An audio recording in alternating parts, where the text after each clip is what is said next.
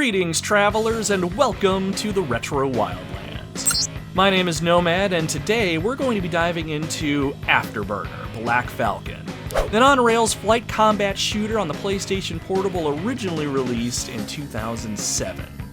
They say nostalgia is a hell of a drug, and I am here today to tell you that that statement is 100% true, and I am 100% addicted.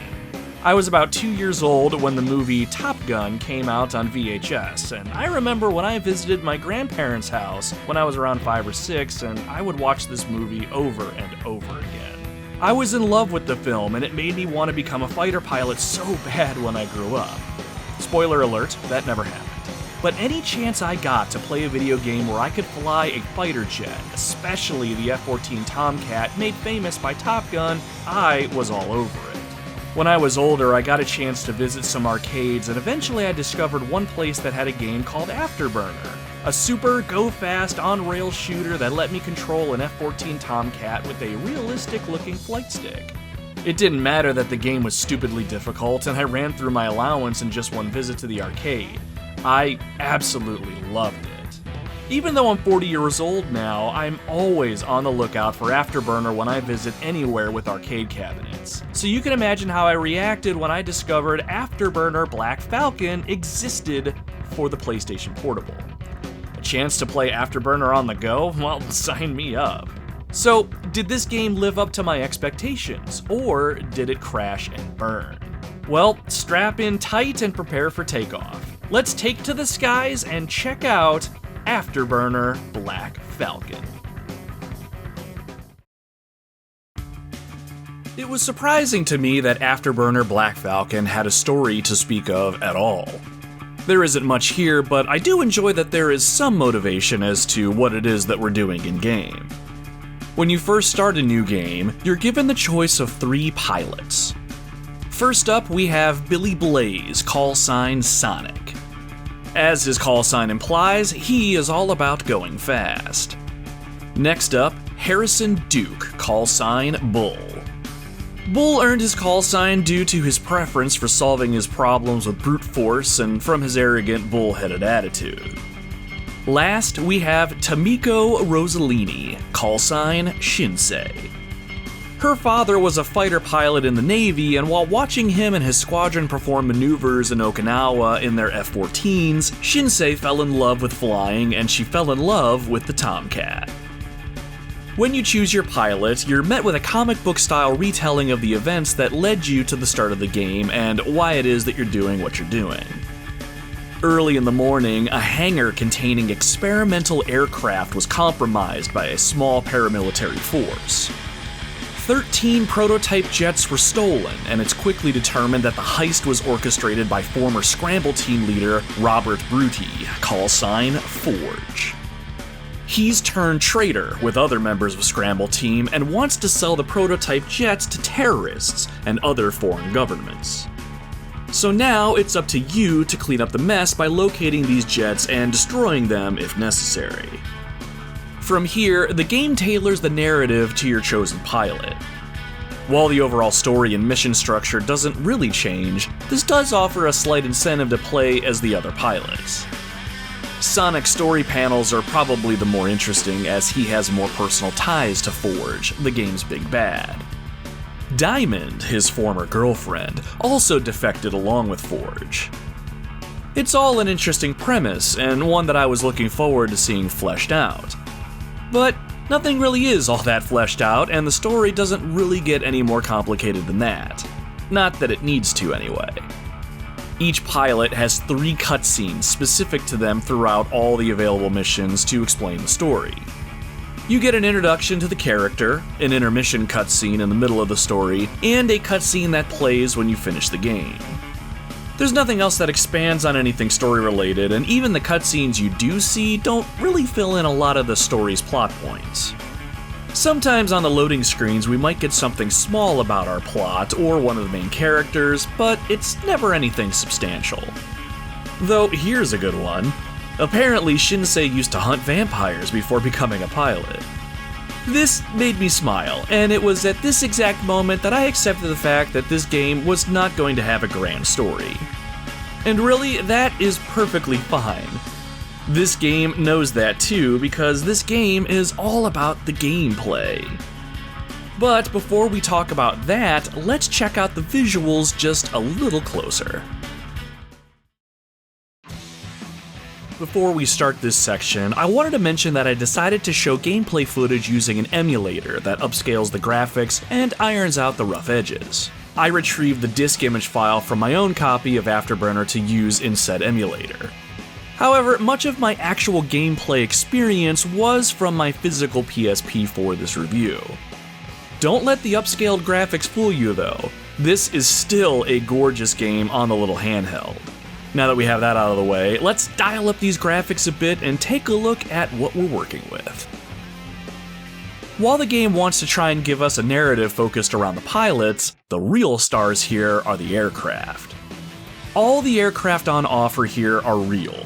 Some examples are Boeing's F-18 Super Hornet, the McDonnell Douglas F-15 Strike Eagle, the Northrop B-2 Spirit, the Northrop A-10 Thunderbolt II, Lockheed's SR-71 Blackbird, their F-22 Raptor, and of course, the F-14D Super Tomcat.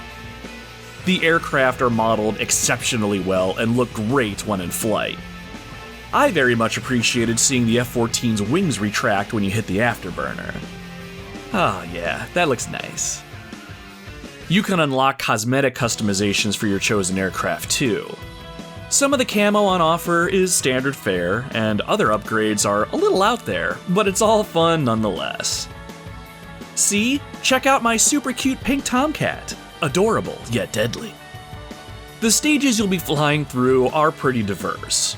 You'll have your typical above-the-cloud settings, coastal islands, forest, and drab desert environments to fly through. When you hit the afterburner, environments blaze by, and never once did I experience any performance hiccups. With little over 20 missions to run through, you'll start to notice these environments are reused quite quickly though. Granted, you're probably going to be focusing more so on the opposition than you are on the environment, it is still noticeable. Overall though, the environments are kind of a mixed bag.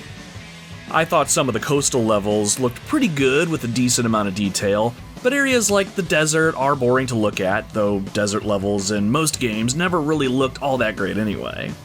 Sand can only be so exciting. In some missions, you can trigger a cinematic event by blowing something up. Once triggered, you'll see yourself fly through a volcano or blow up a facility and get to watch your aircraft fly through the destruction. It's pretty cool. The first few times, that is. Even these cinematics are recycled multiple times before the game's over. It's fine though. They're okay to look at, and you can't deny flying through a volcano is pretty sweet.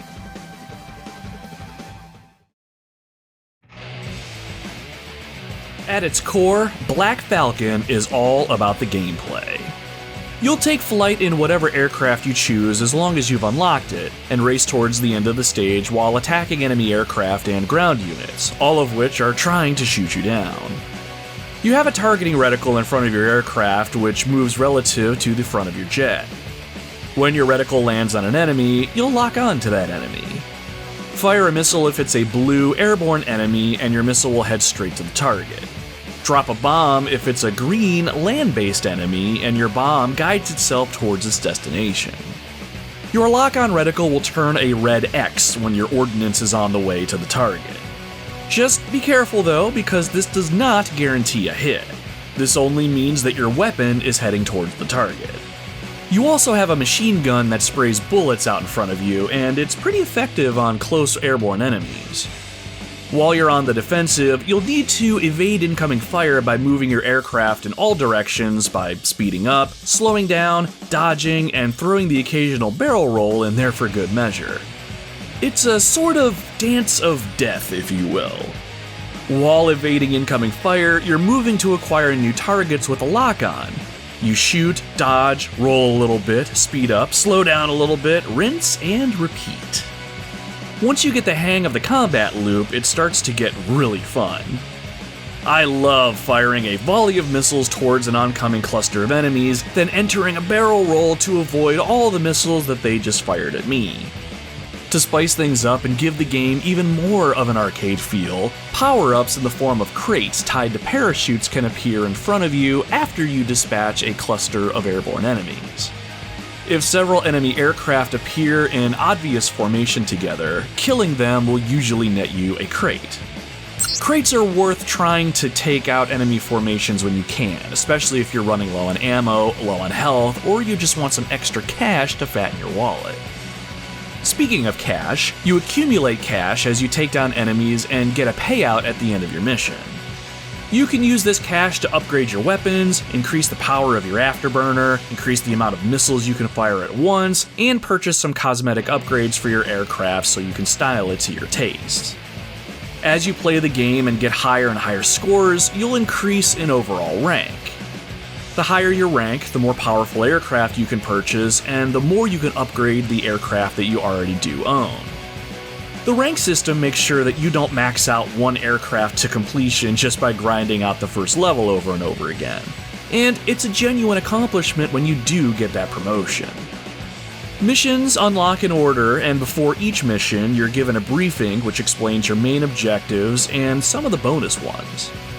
Standard missions can only be a few minutes long, or as long as 10 minutes, depending on how fast or slow you are. A few times a level, your aircraft will land on an airstrip or on an aircraft carrier to rearm and regain health, or a mid-air refueling yields the same results. In this game, jet engine fuel equals healing, and it also refills your weapons because, I don't know, video game logic, I guess. Overall, there isn't a ton of mission variety on offer. Generally, you're just destroying a certain thing before the level ends, or destroying several other little things. A mission's bonus objective is dependent upon the pilot you choose at the beginning of the game. Since Sonic is all about speed, finishing levels under a target time is his bonus objective. Bull is all about destruction, so accumulating cash is his. Shinsei is all about perfection, so obtaining a certain score in each level are her bonus objectives. Shinsei actually has one bonus mission where you have to make a perfect run through a level by eliminating all enemies and you cannot miss a single one. It is a true challenge. So that's pretty much it for the overall structure of the game. It's not too complicated at all, which is great for a game on the go. Controlling your aircraft is easy enough on the PSP, and it's obvious some handle differently than others as you toy around with them. The F-14 is a fairly maneuverable jet with a decent-sized payload of weapons and an above-average top speed. The A-10, on the other hand, is a much slower jet overall, but carries the most bombs out of all the starting aircraft, which is perfect for missions where ground targets are plentiful and where a faster jet would just zip past them all. The game does get harder in the later stages by throwing more enemies at you at once and mixing up air and ground targets at the same time. You'll really need to master your barrel roll and grab crates to keep the edge against the enemy. Later stages also introduce larger, more powerful enemies like bombers who will try to drop bombs right on top of you, or huge cargo planes. Sometimes you might even get a notification that an enemy has locked onto you and is actually attacking you from behind. You need to use your afterburner to either outrun them, or you can go full on Top Gun and hit the brakes and watch them fly right by, and then you can smoke them. These little interactions are kind of fun, not gonna lie. I will say it is not always easy to get a sense of incoming enemy fire though. You really have to be on the lookout for incoming missiles from the air or machine gun fire from the ground. You don't take a ton of damage with a single hit, but let the enemy chip away at you long enough and you'll find yourself heading towards the ground in a massive fireball. While I'm not the best with on-rail shooters in general, I never really did feel like any of my deaths were cheap. I just needed to play better. Sometimes I'd lose my momentum and let too many enemies on screen at once. No amount of barrel rolling will save you from that, believe me. When you finish the main missions and get your ending, all that's left is to replay missions for better scores and more cash to continually upgrade your aircraft. It really is fun grinding to open up more options and make your once lowly aircraft into a genuine sky predator, shooting up to 4 missiles at once and having an afterburner that lasts so much longer. It's a great replay loop, but it does wear out its welcome after a while, so it's really gonna be left to you to decide how fun grinding for upgrades really is. Even though you have more than 20 missions to play, I got pretty bored pretty quick when I finished my first run through. You can restart the game from scratch if you want to go through it again with a new pilot and see a different side of the story, or you can increase your difficulty for a fresh challenge. As a portable game, Black Falcon really works well in short bursts. Playing a mission here and there, taking a break every so often, really helped break up the monotony for me, and it helped keep me engaged all the way up until the end. That is another one for the books, my friends. I appreciate you taking the time to hang out while I talk about a video game that I had a decent time with on one of my favorite handheld consoles ever. Afterburner Black Falcon may not be a one-to-one representation of the older Afterburner games on arcade, but it has heart, and it's a game I think would be worthy of your time if this sort of game is your thing. If you got any enjoyment out of this video today, or maybe you like the soothing sound of my voice and want to hang around a little bit more, hit that like button and subscribe to the channel. So, what did you think of Afterburner Black Falcon? What do you think of the PlayStation Portable? What game should I talk about next? Let me know in the comments below, and don't forget to check out the Retro Wildlands on your favorite social platform. There's plenty more where this came from, and I'd love it if you would join us next time as I check out more awesome games that I think you'll love. Until then, my friends, my name is Nomad, and you can find me roaming the Retro Wildlands.